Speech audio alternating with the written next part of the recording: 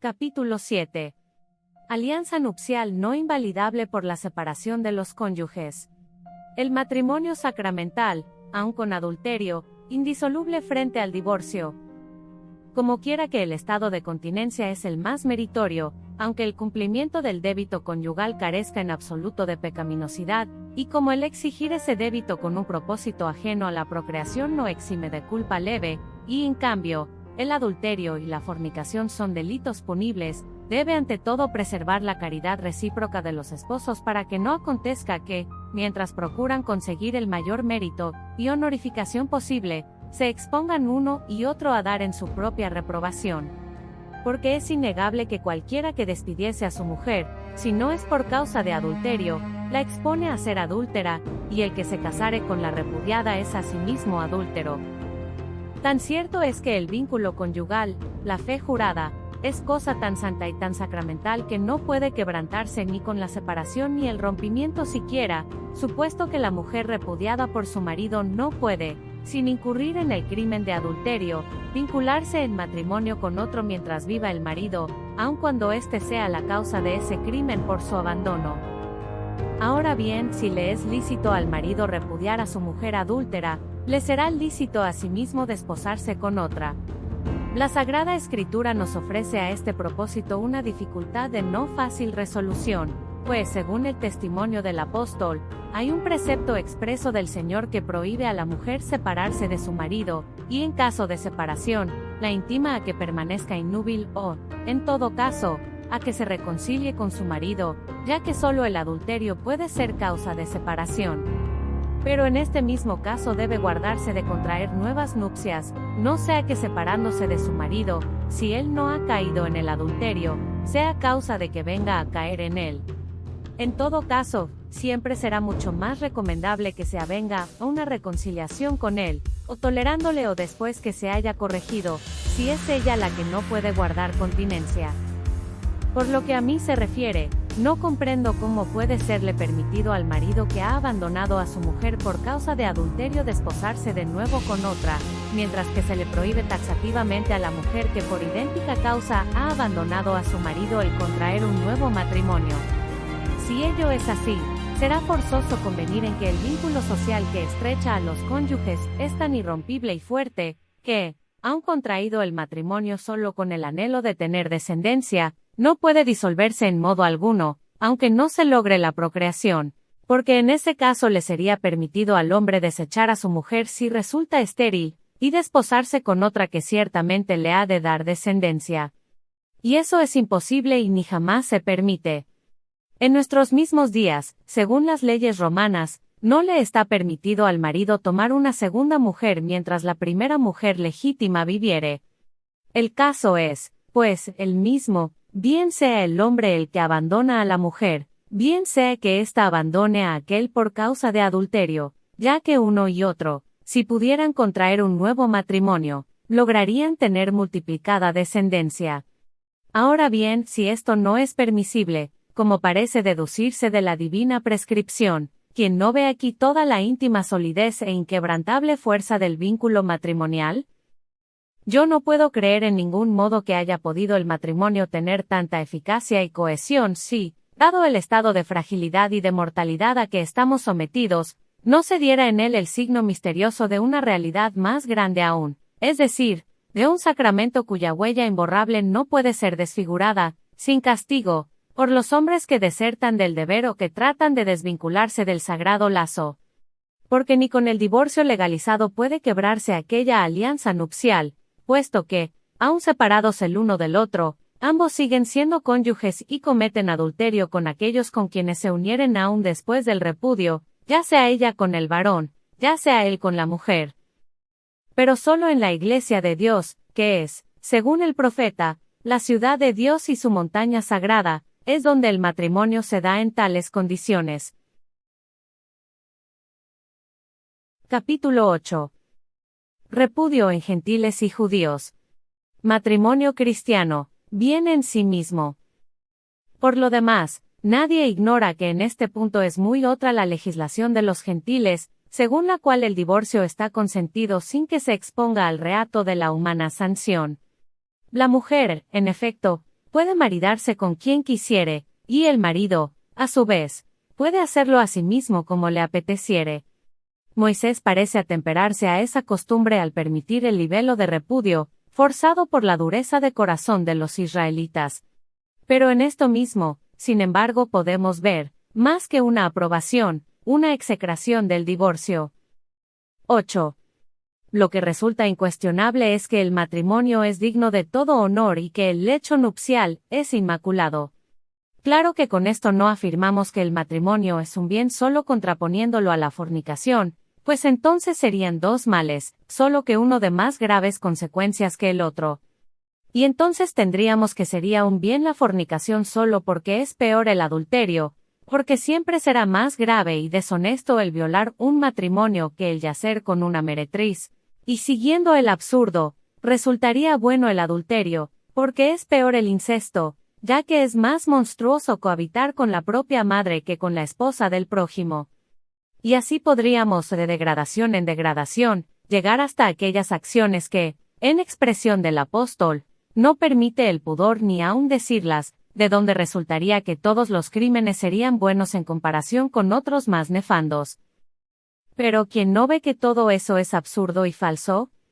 Porque no es que el matrimonio y el adulterio sean dos males, uno más grave que el otro, lo que se quiere afirmar es que el matrimonio y la continencia son dos bienes, de los cuales uno es preferible al otro.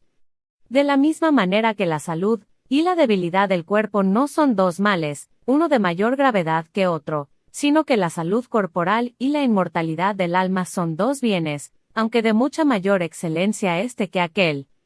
E idénticamente podría decirse de la ciencia y de la vanidad, que no son dos males, de los cuales es más grave la vanidad, sino que lo que se afirma y compara es la ciencia y la caridad, que son dos bienes, repujando la caridad a la ciencia, pues, como dice San Pablo, la ciencia será destruida, aunque ella sea útil y necesaria en esta vida transitoria, mientras que la caridad no fenecerá nunca. Parejamente, esta generación perecedera y mortal que es el fin de todo matrimonio se desmoronará también, en tanto que la continencia, que viene a ser en este mundo como una imitación de la vida beatífica de los ángeles, permanecerá por eternidades. Y así como la refacción de los justos es mejor que los ayunos de los sacrílegos, de la misma manera, el matrimonio de los fieles es preferible a la virginidad de los impíos. Lo que no quiere decir, sin embargo, que se prefieran las viandas a las abstinencias, lo que se prefiere es la justicia al sacrilegio.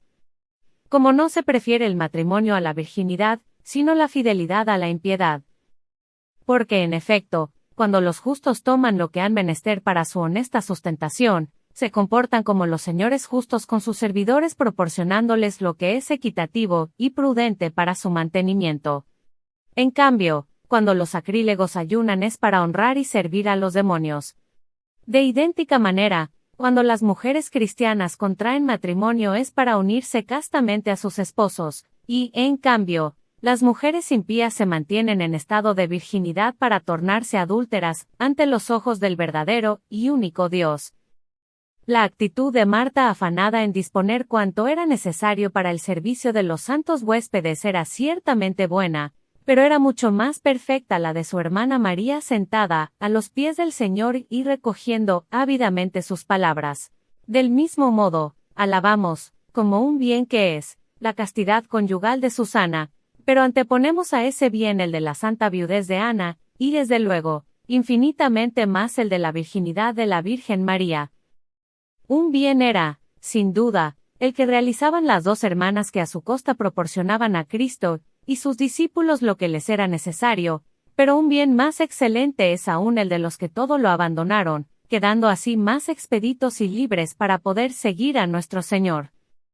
Entre estas dos suertes de bienes, bien sean los que estos últimos realizan, bien el que Marta y María realizaron, no podrá escogerse el mejor de ellos sin que se renuncie al otro. Esto podrá darnos a comprender que no es preciso en modo alguno considerar el matrimonio como un mal, porque, de no abstenerse de él, no es posible conseguir ni la castidad viudal ni la integridad virginal. Como no es permisible juzgar que lo que Marta realizaba era malo, porque solo absteniéndose de ayudar a su hermana es como María pudo escoger la mejor parte, y menos aún lo sería el pensar que sea malo aposentar en su casa a un justo o a un profeta, porque, por otra parte, es cierto que todo el que quiera seguir a Jesucristo hasta la perfección no debe poseer ni siquiera casa propia para poder realizar con desembarazo lo que es más excelente y perfecto. Capítulo 9. El matrimonio, bien necesario. En la antigüedad los santos debieron de matrimoniarse. Ahora es preferible la continencia.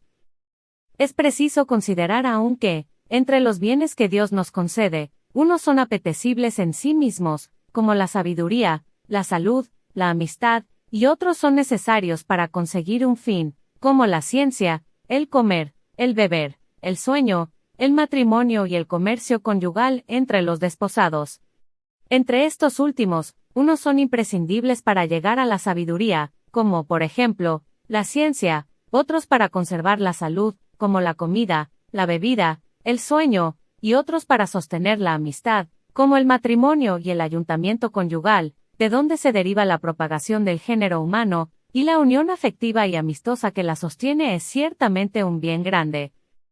De ahí que los que no usan debidamente de estos bienes, que no son necesarios para la consecución de otros, dentro del fin que Dios les asignó al concedérnoslos, pequen venial o mortalmente. Luego quien quiera que use de estos bienes para conseguir el fin que les es peculiar, obra, sin duda alguna, bien. Pero obra mucho mejor aquel que, no siéndole necesaria la utilización de esos bienes, se priva de ellos. Por consiguiente será bueno desear estos bienes cuando de ellos hemos menester, pero será mucho más perfecto aún no quererlos que desearlos, porque más plenamente los poseemos cuanto menos los necesitamos. De ahí resulta que el matrimonio es un verdadero bien, porque un bien es incuestionablemente criar hijos y gobernar la casa con sabiduría y prudencia, pero, en cambio, es aún mejor no casarse, porque más beneficioso y perfecto es no necesitar de ello para sostenimiento, continuidad del género humano. Y es porque de suyo el género humano de tal modo está asentado, que ya por la incontinencia de unos dentro del matrimonio, ya por las relaciones ilícitas y las alianzas concubinarias de otros por permisión de Dios, que sabe de este modo sacar bien de los males de los hombres, no han de faltar la prole numerosa, y la sucesión crecida en la continuidad de las generaciones, y de donde puedan surgir y consolidarse santas amistades. De todo lo cual se deduce que en los primeros tiempos de la humana progenie, atendiendo de un modo particularísimo a la propagación y crecimiento del pueblo de Dios, que era el que había de profetizar, y de donde había de nacer el príncipe y salvador del mundo, hubieron de usar los santos del bien del matrimonio, no por ser ideal en sí mismo, sino por ser necesario para la obtención de otro fin. Mas como en la presente condición del mundo, en todo el orbe se da un gran número de hombres espirituales para poder constituir una sociedad santa y perfecta, débese aconsejar a aquellos que anhelen contraer matrimonio, incluso a los que solo pretendan el fin único y legítimo de tener prole, que prefieran el bien de la continencia, como un bien mucho más excelente y elevado que el matrimonio. Capítulo 10. Elogio paulino a la continencia. Hoy solo necesario el casamiento de los incontinentes. Ya sé que hay quienes no son de este parecer y con su sordina replican, ¿y qué acontecería si los hombres todos se abstuvieran de toda unión conyugal? ¿Cómo podría subsistir el género humano? Pluguiera a Dios que todos apetecieran aquel bien de la continencia, siempre que a ello fueran compelidos por la caridad que nace de un corazón puro, de una buena conciencia y de una fe no fingida, porque así se completaría mucho antes la ciudad de Dios y se aceleraría más rápidamente el fin de los siglos. ¿Y qué otra cosa, en efecto, parece exhortarnos el apóstol a realizar cuando dice, desearía que todos fueseis como yo mismo, esto es, célibes? Aún concuerda mejor con lo de este pasaje. Y lo que os digo, hermanos míos, es que el tiempo es corto, y que así lo que importa es que los que tienen mujer, vivan como si no la tuviesen, y los que lloran, como si no llorasen, y los que se huelgan, como si no se holgasen, y los que hacen compras, como si nada poseyesen, y los que gozan del mundo, como si no gozasen de él, porque la escena o apariencia de este mundo pasa en un momento. Ahora bien, yo deseo que viváis sin cuidados ni inquietudes. Y a seguido agrega, el que no tiene mujer, anda únicamente solícito de las cosas del Señor, y en lo que ha de hacer para agradar a Dios. Al contrario, el que tiene mujer, anda afanado en las cosas del mundo, y en cómo ha de agradar a la mujer, y así se haya dividido. De la misma manera, la mujer no casada o una virgen piensa en las cosas de Dios para ser santa en cuerpo y alma. Mas la casada piensa en las del mundo, y en cómo ha de agradar al marido. Estas palabras de San Pablo me fuerzan a creer que en los tiempos que corremos deberían casarse solamente aquellos que no pueden guardar continencia, según la sentencia del mismo apóstol, pero si no pueden contenerse, cásense, pues es mejor casarse que abrazarse. El matrimonio no es pecado. Las nupcias hacen perdonables los excesos conyugales. Lo que quiere decir que para estos no constituye un pecado el matrimonio, el cual, contraído para evitar la fornicación, sería sin duda un pecado menor que la fornicación misma, pero que, no obstante, pudiera ser pecado. En ese caso, ¿qué se podría arguir contra la evidentísima sentencia del apóstol cuando dice, que haga lo que quiera, no peca si su hija se casa? Y aquel otro texto, si te casares, no por eso pecas. Y si una soltera se casa, tampoco peca. Es, pues, incuestionable y seguro que el matrimonio no es pecado. Según esto, no permite el apóstol el matrimonio como algo que perdona, pues, ¿cómo podría sostenerse el absurdo de que una cosa que requiere perdón no sea pecado? Lo que tolera y perdona el apóstol es el ayuntamiento coital que proviene de la incontinencia, no de la finalidad única de procrear, y a veces, de la ausencia total de ese fin. Porque el matrimonio no requiere, aunque lo tolera, el cumplimiento del deber conyugal en esas condiciones, aun procurando siempre que el acto matrimonial no perturbe el tiempo consagrado a la oración, y que no degenere en uso contrario a la naturaleza del que no pudo dejar de hablar el apóstol al referirse a la corrupción, y de la impiedad de los hombres impuros y nefandos. Las relaciones conyugales que los esposos tienen entre sí con el propósito de tener descendencia nada contienen de vituperables, y esas relaciones lícitas son las que deben sustentarse en la vida matrimonial. Mas cuando los esposos van más allá de este propósito necesario, entonces no obedecen a los dictámenes de la razón, sino a los estímulos de la concupiscencia. En caso de que uno de los cónyuges no reclame el débito conyugal, pero se rinda a la exigencia del otro por temor de que su renuncia le lance al adulterio, entonces no hace sino cumplir un deber conyugal, mas, en el caso de que uno y otro cedan a una pasión desordenada, entonces esos excesos no pertenecen al orden del matrimonio. Sin embargo, si en el comercio conyugal prefieren lo que es honesto a lo que no lo es decir, lo que es propio del matrimonio a lo que no lo es, entonces uno y otro son excusables, según la sentencia del apóstol. Esta apelación a los placeres de la carne no la recomienda, sino que la excusa el matrimonio, siempre que los cónyuges procuren no desviar de sí la misericordia divina, bien porque no se abstengan de todo trato carnal durante ciertos días consagrados a la oración, a fin de hacer por esta abstinencia, como por los ayunos, más puras y más aceptables a los ojos de Dios sus oraciones, o bien porque truequen el uso conforme a la ley natural por el que es contra naturaleza, acción nefanda en sí misma, pero que es más recriminable aún en la vida del matrimonio.